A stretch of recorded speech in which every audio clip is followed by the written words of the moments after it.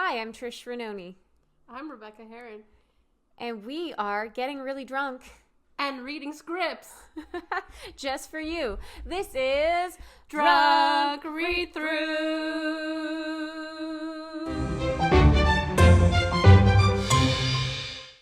Hello. Welcome back to another episode of Drunk Read-Thris. I'm one of your hosts, Trish Renoni, here with Rebecca. Rebecca Heron. That's a Rebecca with a K. And that's a Rebecca eating a cookie right now. We also are recording 2 episodes today. Mm-hmm. And this is the second one, so we have a little bit of the buzz on from the last episode. Don't mind me while I finish eating and drinking. We're having some delicious homemade cookies made by Rebecca, and we are having eggnog and rum because it's that time of year. And what else? That's it. That's all. We have 2 scripts that we're reading in this podcast. Oh, yes. We are going to read 2. They're very short. From a writer in L.A. Her name is Lisa Loretta, and it's called Wynn. The first one we're reading is called Wynn Wins the Case, and that's W-Y-N-N, Wins the Case. Mm-hmm. Interior Law Office Day. Regan Wynn leans on his desk, reading a book entitled The Law. Regan Wynn. Are you guilty of a crime you shouldn't be found guilty of committing? I'm attorney Regan Wynn. Graphic attorney is stamped in red across the shot. We've all been there. You committed a crime and got caught, but if it wasn't your fault, according to the psychologist I hired, you may suffer from a terrible affliction, like my new friend and client, Ethan Couch. Now, is it Couch or Cooch? Because I went to high school with someone who spelled their last name that way, and it was Cooch. I'm saying Couch because... Okay. Ethan Couch. Cut to interior rehab facility. Ethan Couch raises his head to talk mid-massage. 4 people died somehow when I hit them with my car. But it wasn't my fault. According to the psychologist Regan Wynn. Hired.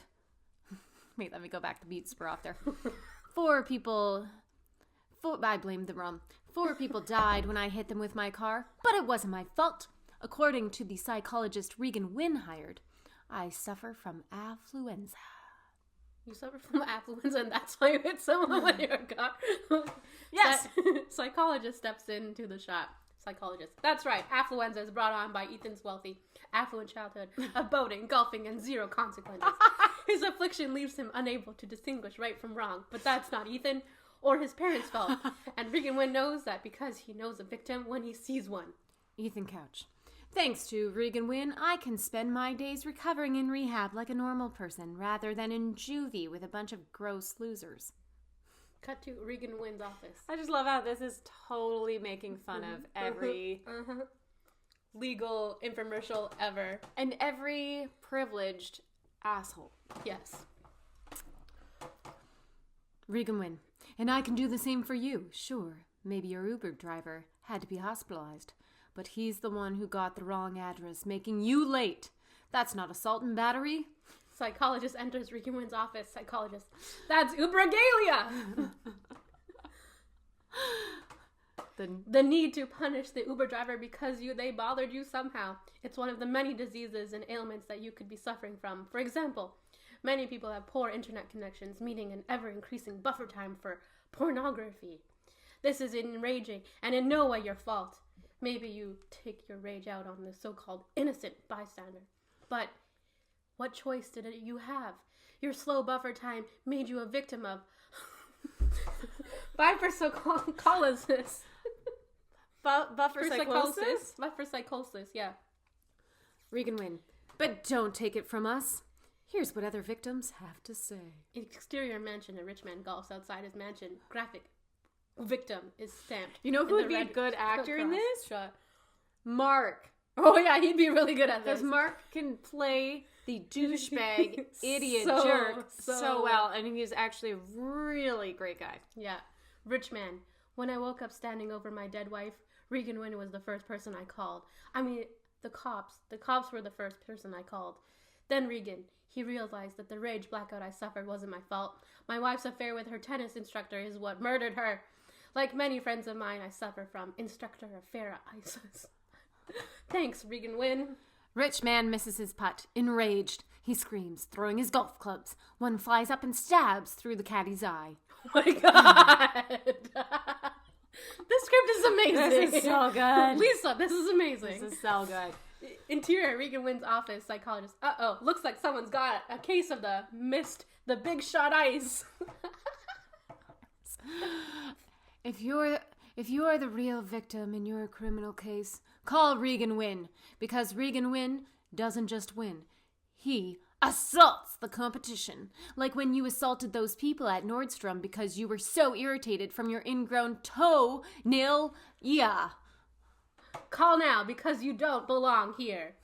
Exterior, old prison. Quick shot of a dilapidated prison with Photoshop classic horror characters superimposed into windows around the yard, etc. Graphic reading. Criminals stamped in red across the shot. Cut to interior, Regan Wynn's office. Regan Wynn. Real victims belong here. Interior, rehab facility. Graphic reading. Victims stamped across the shot. Patients including Ethan Couch. Ride horses while holding tennis rackets and eating caviar. Announcer. Attention patients! Due to scheduling issues, lunch will be pushed back by 15 minutes. Enraged, the patients punch each other and their horses in the faces in a brawl. Graphic reading. Justice in red is stamped across the screen. Blackout. Hilarious. The best thing is this makes fun of like every jerk asshole entitled amazing. Loser male that we've all known. And the sad thing is, one of those guys would watch this and be like, yeah, that's right. I need Regan Wynn. And then they just like contact Lisa and she'd be like, Regan Wynn does not exist. I made him up, guys. None of these afflictions exist either. Also, can you put me in touch with that psychologist? I need him. And she's like, dude, did you not get the humor? Cool thing, last night, speaking of horses, yeah. Stephanie and I went to go pick up an armoire from somebody. From a horse? Off Facebook Marketplace, and we went to this really cool place that exists here in the city that is like a horse stable. It's just like right by Gouliav. With just horses? Like a whole like horse stable area where people house their horses and like barn. It's like huge, beautiful property. Isn't this down by Strathclair where the giant baseball is? No, it's like by Gouliav. I can't remember where. Oh, yeah, that's where. Okay, West End. Yeah. It is. We're talking about Sault Ste. Marie, where we've recently relocated, where we love to shoot films. And there's very low cases, and things are openish. Things are open. Things are open. There's one case? One confirmed case? One case. But this place was beautiful. That's where we're talking about. This place was beautiful. Like, real, like, barn stables, this beautiful house where these people live. And then just, like, horse stable, like, horse pens all over the place. I've never been there. Me neither. Neither had Stephanie. We both were really like, cool. we drove up and we were like, oh my god, this is like, how is this in the city? How is this in the city? How did I not put that in a movie? Exactly. That's what I'm thinking. Oh, that's what you're getting to, Miss Producer Brain. Of course. Yes, the reason we're talking about still being out in cars is you're not on lockdown at this moment. No. We were a few months ago. Yeah. And maybe again at some point. Never well, know. Toronto is, but we're not. Haha, suckers. And our scriptwriter today that we featured is in LA. Mm-hmm. And speaking of horses, this is not really related unless she has a horse puppet. I think she did have a horse puppet, actually, or a pony puppet. Oh, yeah. Lisa does puppets as well. Yeah, but I think her main puppet is a sock puppet of Karen. Oh, yes, Karen. We all know Karens. Exactly. Although some Karens are nice. And then I feel sad. It's true. It's true. Man, but there are some nice Karens. There are some nice Karens. But they're, it's a metaphor for all the peoples. Oh, yeah. Sock Karen. Yeah. So Lisa also has Lisa Loretta. You can go to Lisa Loretta, LAURETA.com. And she also has a Sock Karen. Just a simple Karen out here trying to talk to your manager. That's pretty funny. Pretty awesome. Yeah, that's really funny. I mean, I thought Karen was a horse at first. No, it's a sock puppet, Karen. I know, but it looks a little horse-like. Well, I mean... Which is... I guess. Pretty funny. It just makes it even more funny. Yeah, so give Lisa Loretta a follow, and thank you so much, Lisa, for sending this in and allowing us to read this hilarious script. This is actually, I think, one of my favorite scripts yet. Yeah, it's super funny. And I also, think it is. Lisa, you need to find a way to make this in LA. Come on. Like, I know the prosthetic eye thing with this golf club, but you could probably figure that out. I wish we were there so we could make it with you. Yeah. Or you could just come here, because now that I know we have a stable. Oh my gosh, Lisa, you're so talented. She does claymation. Whoa, that's so cool. Oh, that kind of looks like Pingu. So cute. Super Yeah, cute. we got to figure out how to collab over the ocean. What do you mean ocean? That sets us apart. There's no ocean that sets us apart. Okay, fine, the Great Lakes. But you're on the West Coast on the ocean. So technically, when I've flown to LA, I fly to British Columbia, land in Vancouver, and then fly over the ocean in those beautiful little islands, and then down to LA. So technically, we are oceans apart. I've gone like New York to LA before. They always send me, but I get the cheapest flight. So they send me done that. The cheapest Toronto flight. to Vancouver, and then you go up and you look down at the pretty ocean into LAX. Okay, but you do realize it's just land. We could drive to Lisa. Yes. If the borders weren't closed. Well, if we're crossing here, we'd have to cross the Great Lakes. Yes. Not an ocean. No. But then we'd be driving down to the ocean. Yeah, but that's not an ocean and going separating surfing us. while we're there. But that's not an ocean separating We're us. oceans apart. It feels that way. You just want to be on the ocean. I do want to be on the ocean. Well, we're going there this summer. All right, what's next? Well, Lisa sent in another script. All right, let's get to Lisa's second script, since, these are short scripts. So, this one's called Davos School of Learning Good. Interior elementary school classroom. Children sit at a desk while Miss Leventhal stands in front beside a very small tree with 3 branches labeled judicial, executive, legislative. Oh, I wonder if Lisa studied law. I think so. I'm seeing a law theme. She must have. Miss Leventhal. Okay, kids, get out your new books. The kids take out books with Davos Guide to Learning Good written on the front covers. Today we're learning about the 3 branches of government. Executive, legislative, and what some consider the most important, the judicial branch. Why is this one so important? Kevin, because it has the most cherries? Good guess, Kevin. But it's actually because it's the branch that is in charge of deciding important things like whether a law breaks the rules of the Constitution. My book doesn't say that. Miss Leventhal flips through her book. Oh, my mistake. Looks like I gotta make some changes to the old tree. Miss Leventhal takes out a chainsaw and saws off the judicial branch of the small tree. That's better. Okay, so let's move on to presidents. Can anyone tell me who the last president was? Elizabeth. Barack Obama! That's a great guess, but no. It looks like it was Reagan, and before that, Frederick Douglass, who can still be doing great things around the world to this day, who can still be seen doing great things around the world to this day. And before that, some other people who were wrong and didn't much matter. And before that, Lincoln. What was Lincoln famous for? Oh, I would put up my hand in like grade 7 and be like, cars! Hakeem. The Emancipation Proclamation which freed the slaves. No, I'm not seeing any slaves in here. No, he was famous because he was tall. Very, very tall. In fact, if you go to Washington, D.C., you can see the Lincoln Memorial, which contains a life-sized statue of Lincoln that stands at 19 feet. It's true. I've seen that statue. I have been there. I have photos. Oh. I went there before, crazy Donald Trump came. Yeah. Yeah, same here. I went there when Barack was in office and got a photo with hilarious comedian Mary Alice Farina, Maff, also known as Maff. And we got a photo with the White House, because that's where she's originally from, Washington, D.C. Oh, cool. Yeah, so I was flying through on my way to Florida. case you were wondering, and stopped for a night to see the White House. And it's very tiny. It is tiny.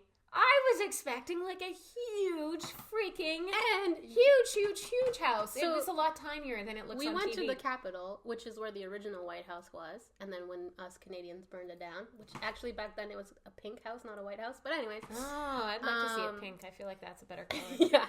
They're at the Capitol, there's a spot, and then on the tour they tell you, this is where the original White House was before the Canadians came. And I was with my friend Erica, and she was like, yeah, before Rebecca, your people came and burned it down. And I was like, shh. I was like, don't tell anybody I'm Canadian. Yep. Do not say that out loud right now. But it was a good tour. And like, yeah. But you actually got to go inside? We didn't go into the White House, but we did take photos. But the Capitol is like further from where the White House is now. But you think after the Canadians burned down the White House, they would have made this giant monstrosity, but nope, they just have a little house. Yeah, they must have not got that insurance money. Yeah. That's weird. Something burnt down and a smaller version was built. Usually it goes the other way. I don't think the original one in 1812 was. It probably wasn't that big either. But it was pink? Like, what shade are we talking No, about? it was pink. You know, like that style of time would have been that light pink. Oh, that's pretty. Yeah, but could you imagine Donald Trump standing in front of a pink house? No. That would have been just as not suit him. I can't imagine any of the Republican presidents standing in front of a pink house. Yeah, they're not. They're not really with it. No, they're not with it. No. Sorry if you're a Republican, anyone who's listening. But you know what I mean. Like, you know, it's I don't. Oh, one of my nails is coming off. If you don't know, we were just talking about previous podcasts about Trisha's nail dilemma problems. Oh yes, one of the fake nails is off. We're free. We are free. That is what freedom feels like. America! Freedom is taking off some cheap fake nails. And the lesson learned, don't do that again. No more fake nails. I was trying to be fancy. I know, but I tried the fake eyelashes. You work in film. It's hard to be fancy. But I also work in front of the camera. I know, but we're fancy. Yeah, it's my middle name. But if it's in front of the camera, they would have done the nails for you. Sometimes I don't have the time. Actually, I was on set for one film and I had just gotten a pedicure, thinking they won't see my feet, and then my feet were very much highlighted, and they started screaming, "Hot nails! Hot nails! Cover the nails with blood! Cover the more blood! More blood!" Your poor pedicure. Yeah, I know. See, and this is why you don't do that. This is why you don't get your nails done when you're an actor, and it sucks because you just want to get your nails done. And I was like, now it's COVID times. I can finally get my nails done and get some fake eyelashes. But the fake eyelashes were cute. You liked them? I stopped wearing them. I thought they were kind of cute. And I still have them. Maybe I'll put them back on.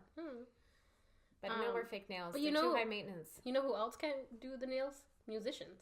Oh, yeah. Yeah, my cousin, she's a violinist, and she can never... They can't have nails. Do the nail thing. No, sometimes you just want to have nails like the rest of the... Like Charlie D'Amelio. Okay, yeah, but like, her job is literally to be herself on Instagram. Or TikTok or whatever. That girl has 80 million followers. Yeah. And all she has to do is dance really awesome and have really long fake nails and just look cute. Okay, so if you want to be like Charlie... I would like her bank account. I would like Charlie D'Amelio's bank account. New goal. New goal.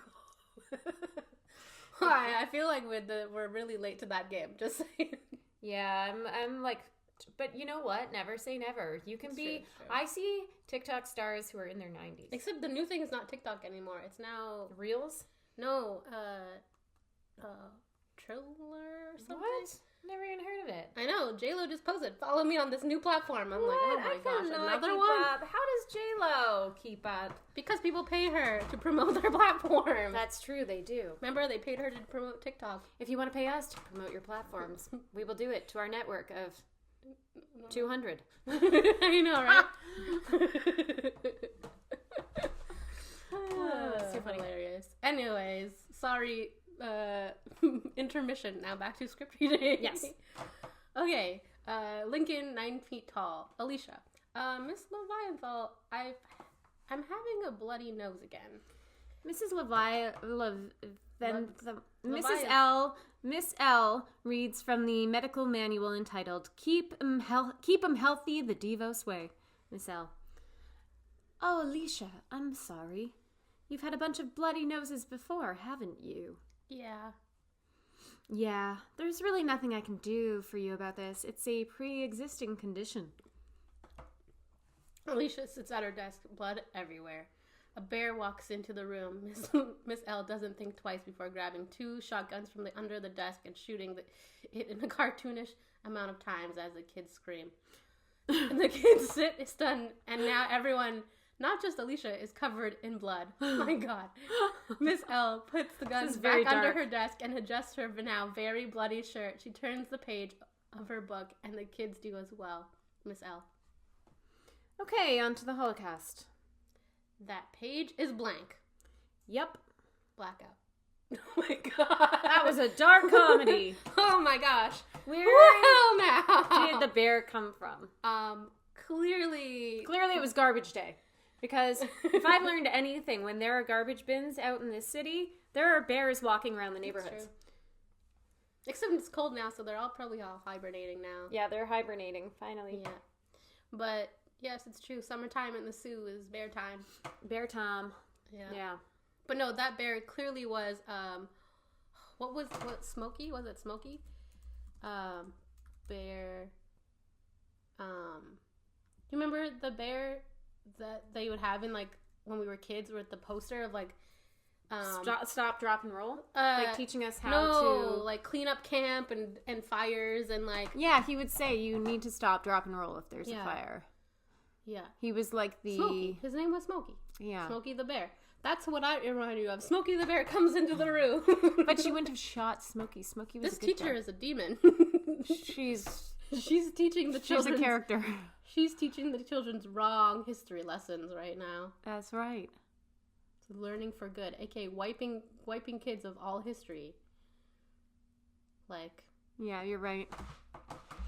This is a very good parody, though, I will say. I like that she takes the shitheads of society and really mocks them. Yeah. We want more Lisa Loretta script. Actually, I think we do have some more from Lisa. I think she did send us some more. Yeah. But so we will get to those on another episode. Thank you so much, Lisa, for sending in your scripts and giving us a good laugh, sharing that content and with all the listeners. Find a way to make Wynn wins the case. Yeah, I think that would be hilarious. An awesome short film. That would be amazing. That's an award winner right there. Yeah. Okay. Well, we're going to sign off because this rum is getting to be too much for us on a Sunday afternoon. For you, not for me. Rebecca's just getting warmed up. Mm-hmm. Yep, just getting warmed up. Okay. Thanks for listening. Find us on Patreon for $5-10 a month. And you can get different perks. And Sounder FM. Sounder FM. That's and our main hosting site. On the Instagrams at 180 Sisterhood. Mm-hmm. And send Facebook, us your Twitter. scripts. Send us your scripts. At 180sisterhood@gmail.com. I'm Trish Fernoni. And I'm Rebecca Heron. Thanks for tuning in. Okay. Bye. You're listening to Drunk Read-Throughs. Drunk Read-Throughs. Drunk Read-Throughs. Okay, bye.